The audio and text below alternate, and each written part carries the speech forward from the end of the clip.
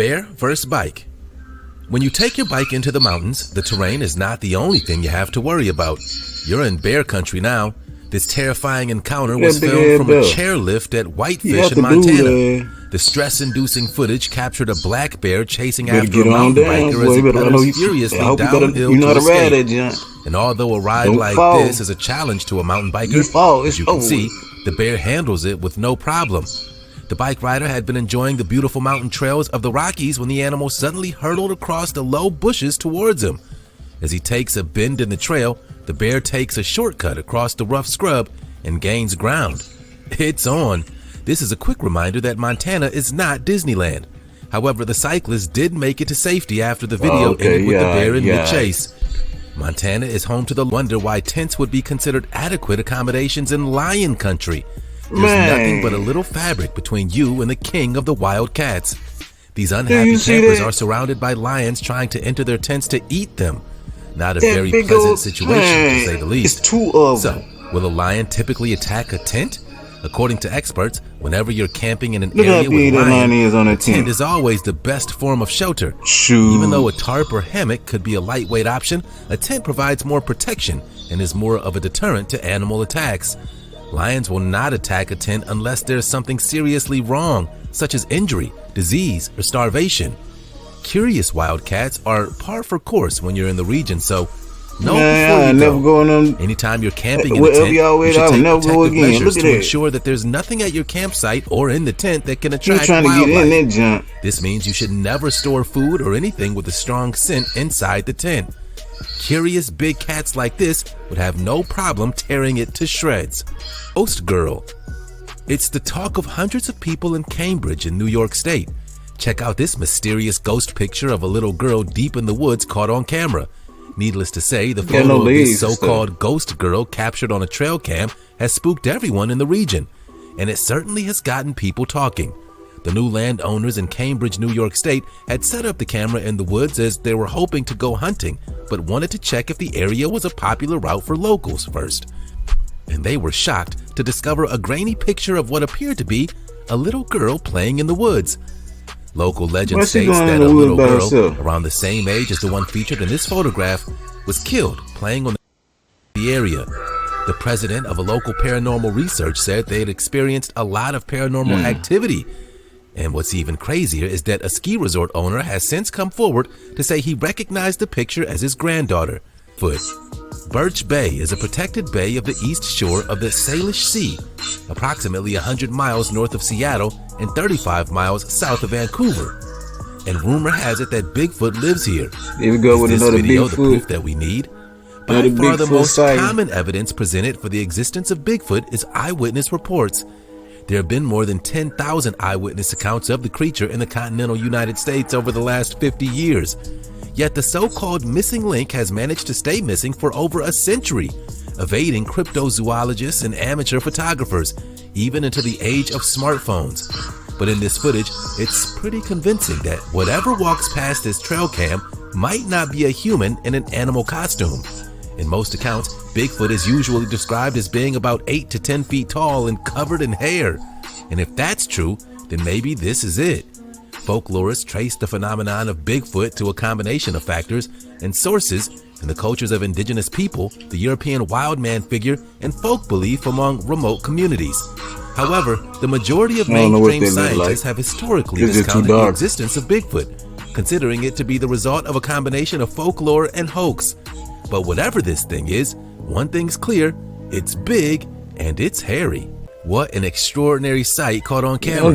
Two deer up on their hind legs battling it out. The unusual battle royale was captured on a trail cam by wildlife officers in Tennessee. The deer, identified as white-tailed bucks, can be seen engaged in a rather vicious fight, hitting at each other with their front hooves. You don't need a huge rack of antlers to show the world who's boss.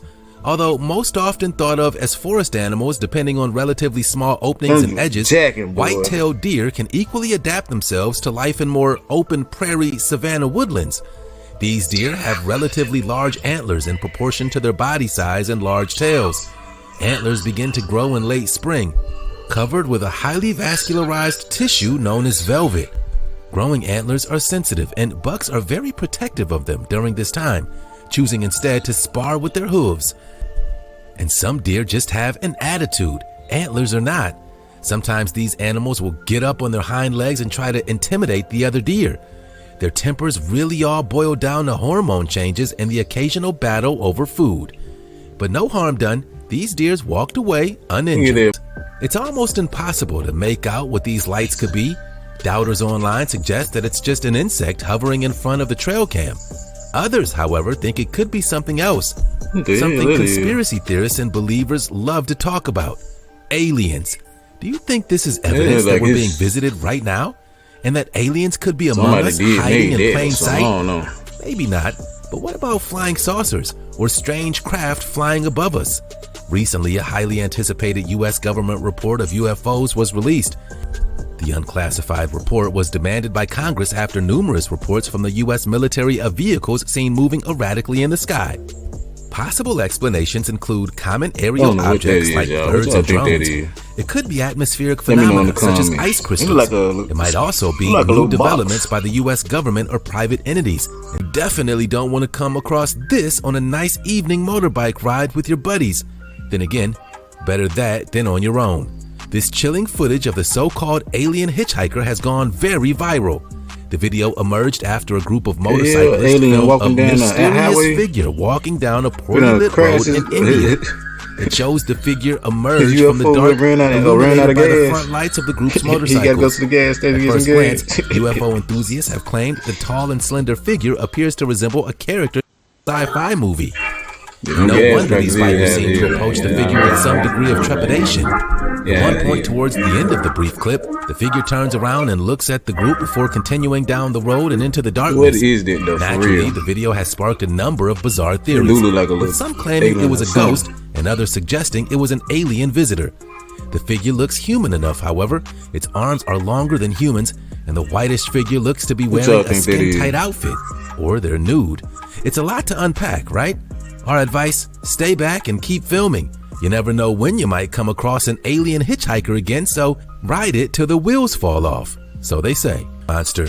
In truth, it's a swimming sea cucumber, and scientists recently captured a video of this bizarre hen-mimicking swimmer in the Southern Ocean near eastern Antarctica, where it's never been seen before.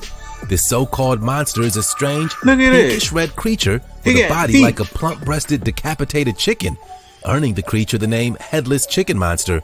I don't know what the hell it might that thing look like look a like. headless hen, but we're guessing that it doesn't taste like chicken. On average, they measure between 2 to 8 inches in length. Adult colors can range from dark reddish brown to crimson, though juveniles are typically a paler shade of pink. But unlike most sea cucumbers, the headless chicken monster has fins, which allow it to swim upward to escape predators. While most types of sea cucumbers spend the majority of their time on the seabed, swimming sea cucumbers like the headless chicken monster land only to feed. The unusual creature had been caught on film only once before, in the Gulf of Mexico. But now, researchers can use new camera technology to detect the swimming sea cucumber at a depth of about 9,800 feet below sea level. It really is a monster of the deep, or at least it looks like one. A large raccoon can be one of the meanest, nastiest creatures in the woods. Fearless too. I don't mess with them damn raccoons, but I stay raccoons away can from them cause an things, immense boy. amount of stress to a deer They will herd. attack. If you use trail cameras to monitor them, you'll most likely see raccoons frequently visiting the sites where the deer like to hang out. Just like humans, deer exert energy while under stress and during times of high anxiety. It doesn't help that these raccoons are very aggressive towards them and will even run off mature bucks. Antlers and hooves are apparently no match for these foraging bullies, but this buck is determined to prove them otherwise.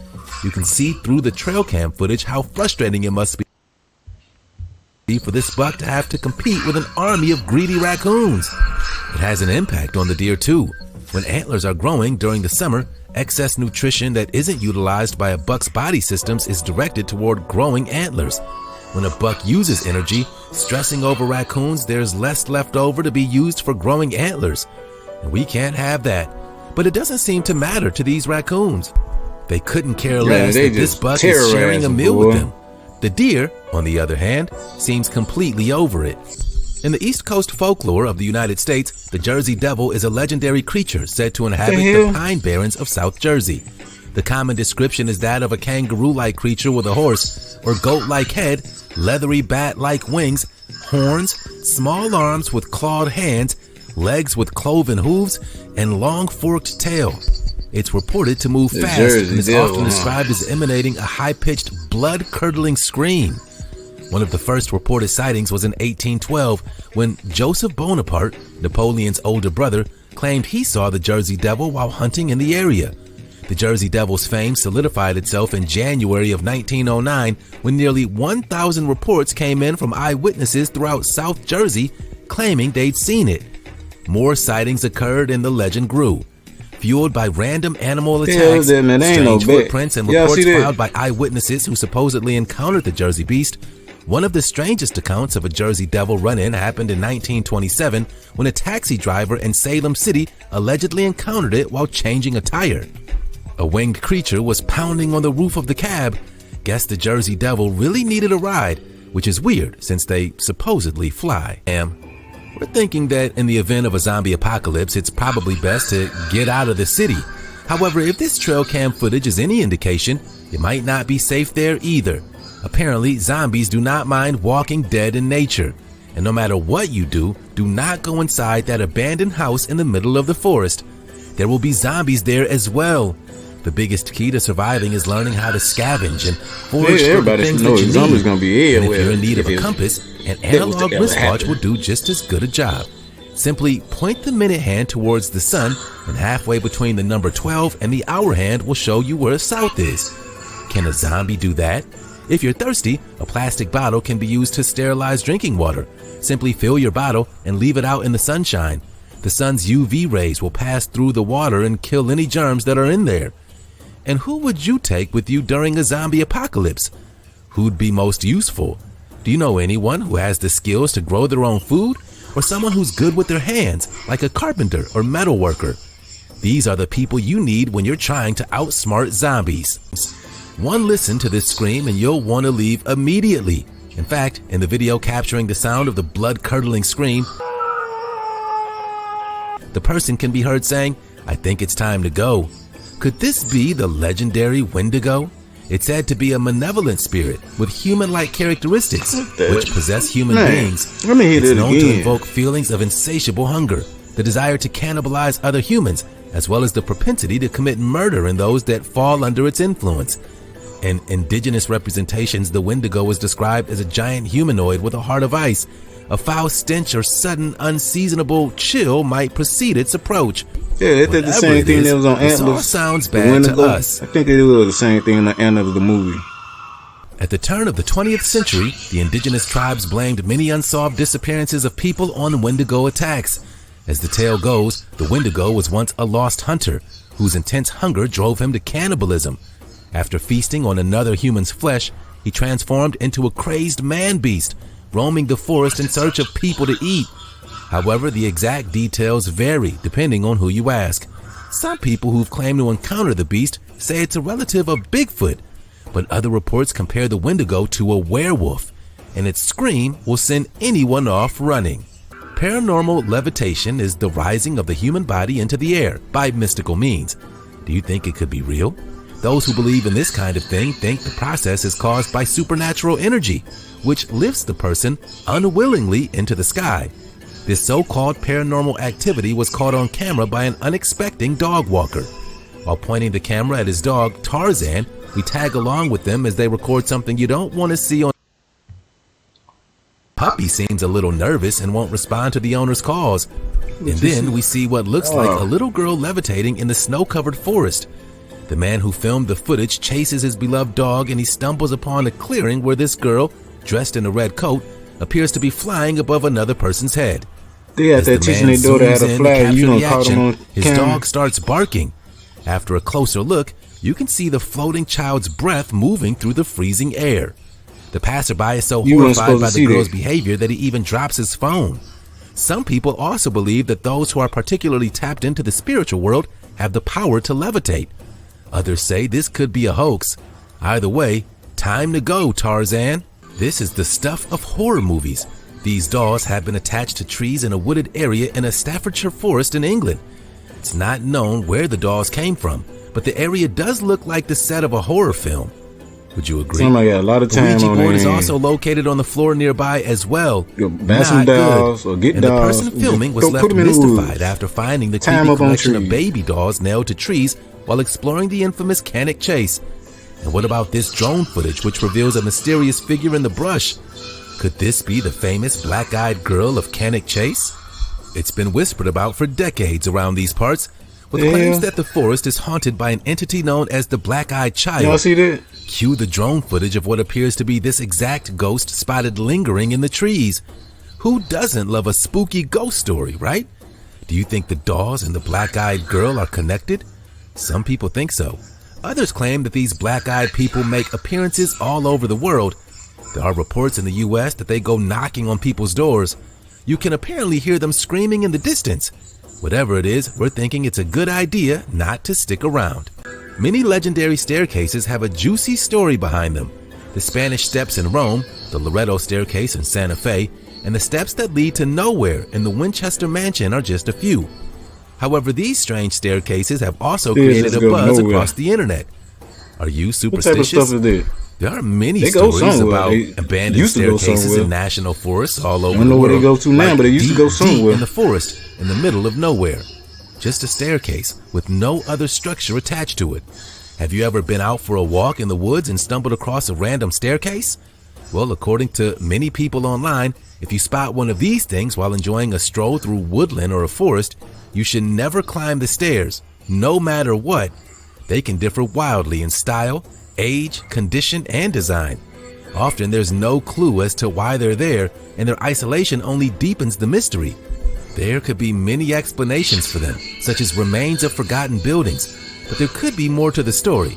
Some people who have come across unfinished staircases believe that there is something paranormal about them. What have we learned today? When you head out for a walk or a nice drive through the forest, keep those cameras rolling.